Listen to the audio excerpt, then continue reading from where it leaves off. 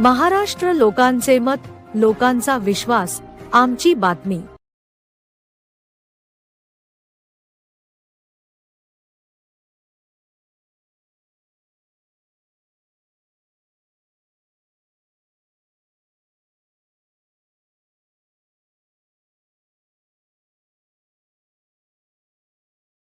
मार्गदर्शन केलं आंब्या लागवडीविषयी। याच्या आधी पण भरपूर आंबा लागवड होती, पण जास्त प्रमाणात त्याला वेळ लागत होता येण्यासाठी। काय सांगाल तुम्ही, आज नवीन संशोधनानुसार मार्गदर्शन करताय? होय, यापूर्वीही आपल्याकडं 30 बाय 30 फुटावर किंवा 20 बाय 20 फूट किंवा 15 बाय 15 फुटावर लागवड केली जात होती। म्हणजे झाडांची संख्या हेक्टरी कमी असायची।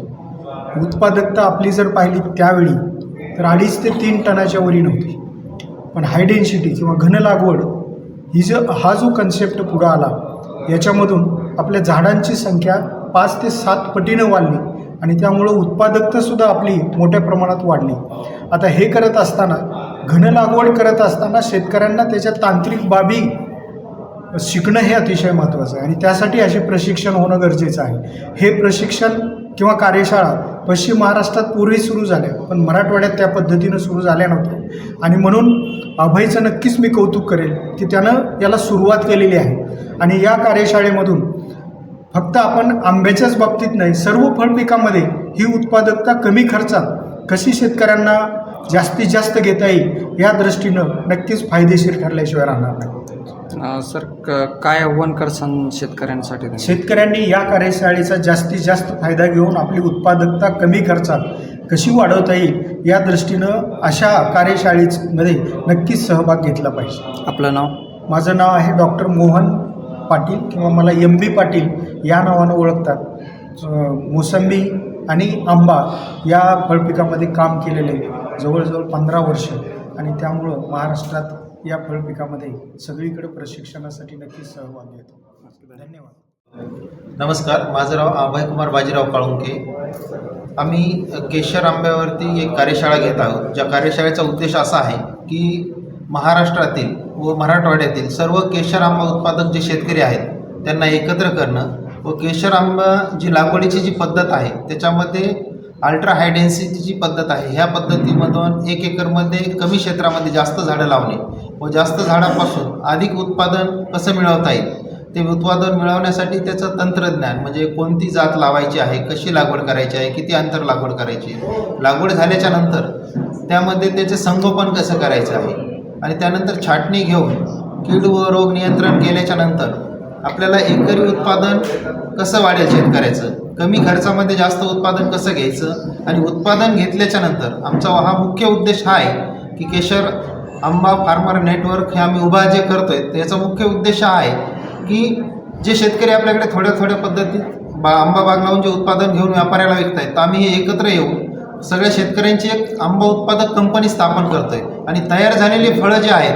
जसं आपण पाहतो की कोकणचा हापूस हा नेहमी पेटीमध्येच बॉक्समध्ये पॅकिंगमध्ये मिळतो, परंतु बाकी इतर ज्या जाती आहेत त्या गाड्यावरती आपल्याला किंवा मार्केटमध्ये क्विंटलला मिळत आहेत किंवा गाड्यावरती ठेवलेले मिळत आहेत, ह्याचं पॅकिंग मिळत नाही आहे। तर आम्ही शेतकरी उत्पादन कंपनीच्या माध्यमातून तो आंबा प्रॉपर बॉक्स पॅकिंग आणि सेंद्रिय पद्धतीनं ग्राहकापर्यंत कसा जाईल आणि हे सगळ्या शेतकऱ्यांचं मिळून एकत्र येऊन कंपनीमधनं प्रोसेसिंग कसं करता येईल आणि ह्या तयार होणाऱ्या कच्च्या मालाला त्याला प्रक्रिया करून त्याचं व्हॅल्यू ॲडेड करून त्याला जास्त दिवस टिकून ऑफ सीझनमध्ये कसं विकता येईल आणि त्याच प्रमाणात गल्फ कंट्रीमध्ये निर्यात कशी करता येईल, ह्या सर्व विषयावरती आजची ही कार्यशाळा आयोजित केलेली आहे। तर ह्या कार्यशाळेत जे आहे प्रमुख मार्गदर्शक जे आहेत डॉक्टर MB पाटील सर यांचं आज लेक्चर झालेलं आहे पहिल्या सत्रामध्ये आणि दुसऱ्या सत्रामध्ये आता परत एक लेक्चर सरांचं होणार आहे। त्याचसोबत ह्या कार्यशाळेमध्ये पूर्ण मराठवाडा व काही पश्चिम महाराष्ट्रातील शेतकऱ्यांनी सहभाग घेतलेला आहे। किती शेतकऱ्यांनी सहभाग घेतला? आता ही आपला हा छत्रपती संभाजीनगरमधील हा पहिला प्रयोग आहे आपला कार्यशाळा घेण्याचा। तर ह्याच्यामध्ये आज जवळपास एक 17 ते 18 शेतकऱ्यांनी सहभाग नोंदवलेला आहे। आता तुम्ही जे कोकणच्याच धर्तीवर करताय, पण ही जात तुम्ही नवीन शोधली आहे आणि किती दिवसात येणार आहे?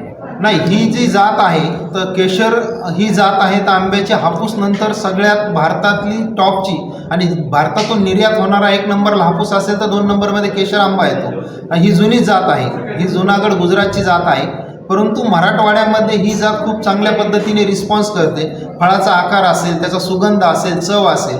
आणि हा आंबा विशेष म्हणजे आपल्याला इतर आंबे आपण रसासाठी खातो किंवा प्रक्रिया उद्योगासाठी, हा आंबा रसासाठी, प्रक्रियासाठी आणि कापून खाण्यासाठी व निर्यातीसाठी पण सगळ्यात जास्त भारतातून केशर, हापूसनंतर केशरच निर्यात होतो. त्यामुळे ही जुनीच जात आहे. नवीन तुम्ही पद्धत वापरताय शेतकरी फार्मर कंपनीमार्फत एक ब्रँड तयार करण्याचा, पण हे तुम्ही लागवड झाल्यानंतर किती दिवसात हे आंबा येतो? आता म्हणजे काही संशोधन कमी वेळेत सुद्धा आंबा येणार आहे. तर आपण पारंपरिक पद्धतीने जे नेहमी लागवड करत होतो, तर त्याच्यामध्ये 30 फुटावरती आंब्याची आपली लागवड असते. तर त्यामध्ये आपल्याला 5 ते 6 वर्ष फळं घेण्यासाठी थांबावं लागत होतं. पण ह्या हाय डेन्सिटीमध्ये जे लागवड आहे, तर ह्याला आपण 3ऱ्या वर्षी आंबे फळं त्या झाडाला लागवायला सुरुवात होते व 4थ्या वर्षीपासून आपल्याला 4थ्या-5व्या व्यापारी उत्पादन सुरुवात होते. म्हणजे 2 ते 3 वर्ष जे पारंपरिक पद्धतीपेक्षा आपलं उत्पादन लवकर सुरू होतं.